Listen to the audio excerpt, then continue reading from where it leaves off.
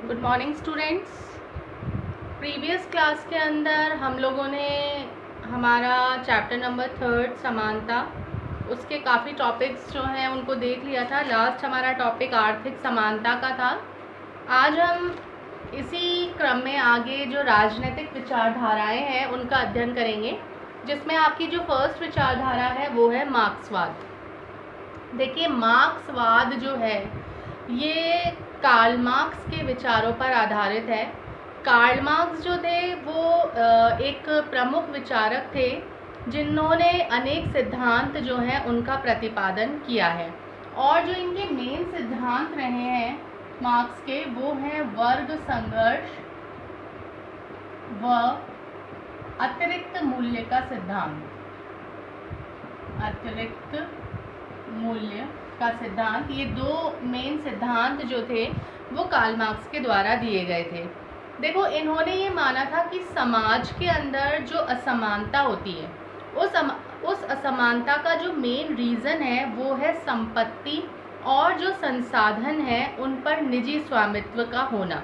मतलब कि अगर भूमि है, जल है, जंगल है, तेल है या जो अन्य संसाधन है उन पर अगर किसी एक वर्ग का अधिकार होगा तो समाज के अंदर असमानता बढ़ेगी।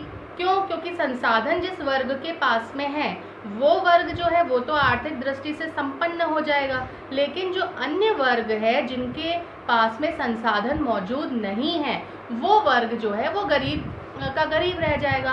तो इससे क्या होगा? समाज के अंदर असमानता जो है उसके अंदर बढ़ोतरी होगी।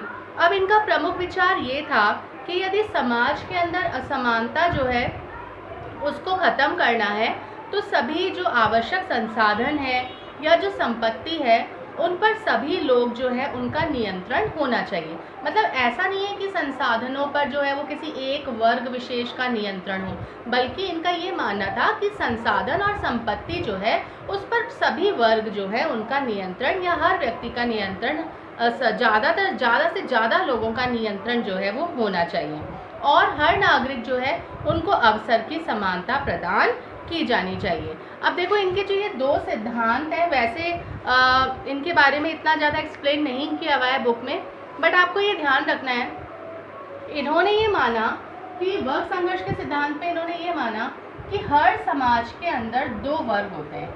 ठीक है, अब जैसे आप इन दो वर्गों में आप किसी एक ले सकते हैं, पूंजीपति वर्ग, और दूसरा है श्रमिक वर्ग या फिर सर्वहारा वर्ग इन्होंने नाम दिया था।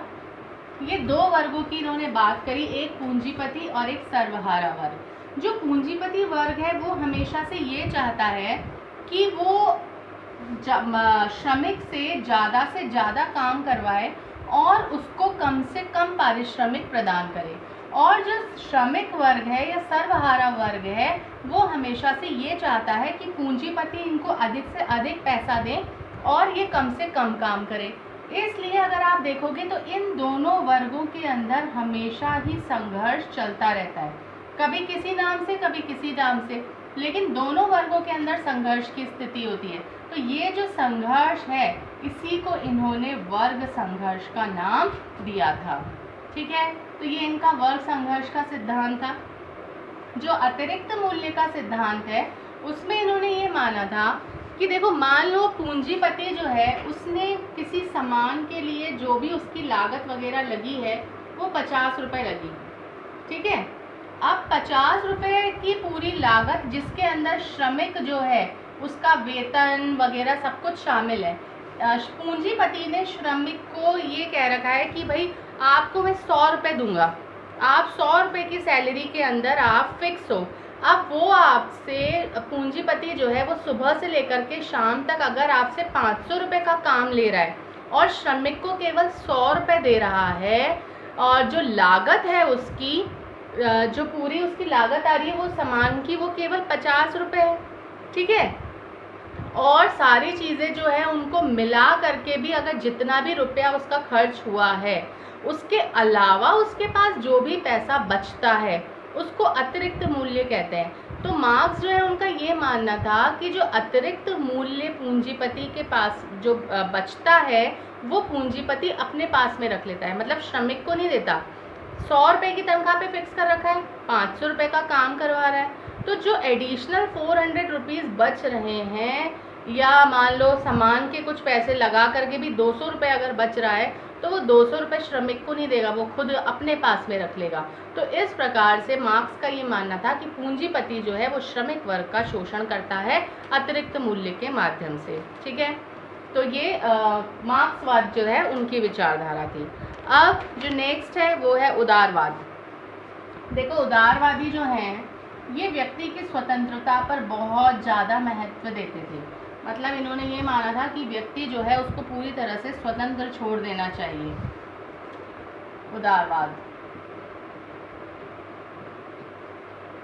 उदारवादी विचारधारा प्रतिस्पर्धा को महत्व देते हैं।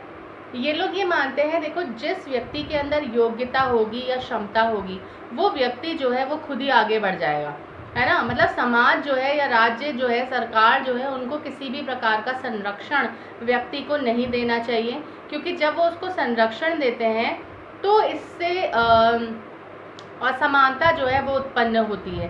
तो इन्होंने ये माना कि लोगों को खुली और स्वतंत्र प्रतियोगिता या प्रतिस्पर्धा की छूट होनी चाहिए, इससे असमानता पैदा नहीं होगी।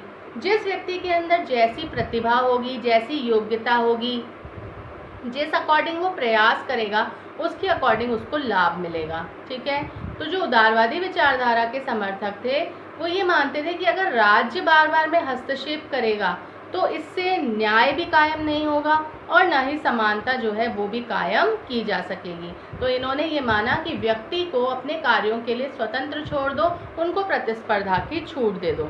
उदारवादियों का ये भी मत था कि नौकरियों में जब भी नियुक्ति की जाए या फिर शिक्षण संस्थाओं में अगर प्रवेश दिया जा रहा है तो उसके अंदर प्रतिस्पर्धा सबसे अच्छा तरीका होता है। जैसे कि आज आप देखते भी हो कि कोई भी कॉम्पिटिटिव एग्ज़ाम पास करने के बाद में ही कई बार किसी भी आप शिक्षण संस्था में प्रवेश ले सकते हो, या तभी आपको सीट्स मिलती हैं जब आप उस एग्ज़ाम को क्लियर कर लेते हो। तो इन्होंने यही माना कि कहीं पर भी प्रवेश देने के लिए किसी भी शिक्षण संस्था में या नौकरी में नियुक्ति के लिए जो बेस्ट तरीका है वो कंपटीशन है या प्रतिस्पर्धा है। उदाहरण के लिए यदि कोई स्टूडेंट है वो व्यावसायिक पाठ्यक्रम में प्रवेश लेना चाहता है तो प्रवेश के लिए उसको प्रतियोगी परीक्षा देनी पड़ेगी। ये सबसे अच्छा ऑप्शन है कि प्रतियोगी परीक्षा में अगर वो आगे निकल गया अन्य छात्रों से तो उसको प्रवेश दिया जाएगा।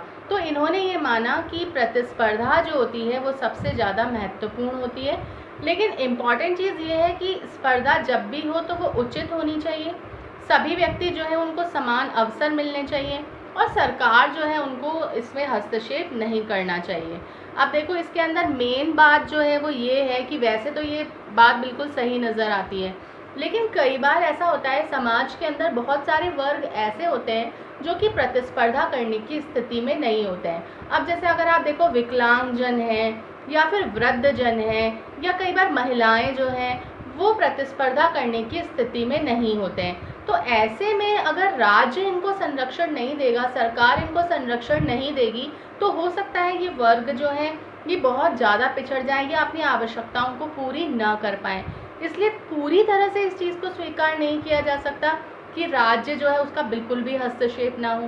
प्लस कई बार हो सकता है कि जो प्रतिस्पर्धा है वो स्वस्थ ना हो या उसका गलत तरीके से प्रयोग किया जा रहा है। एक ताकतवर वर्ग जो है वो दूसरे वर्ग पर हो सकता है दूसरा वर्ग उससे प्रतिस्पर्धा करने की स्थिति में नहीं हो, तो ऐसी स्थिति में सरकार जो है उनको हस्तक्षेप करना ही पड़ता है।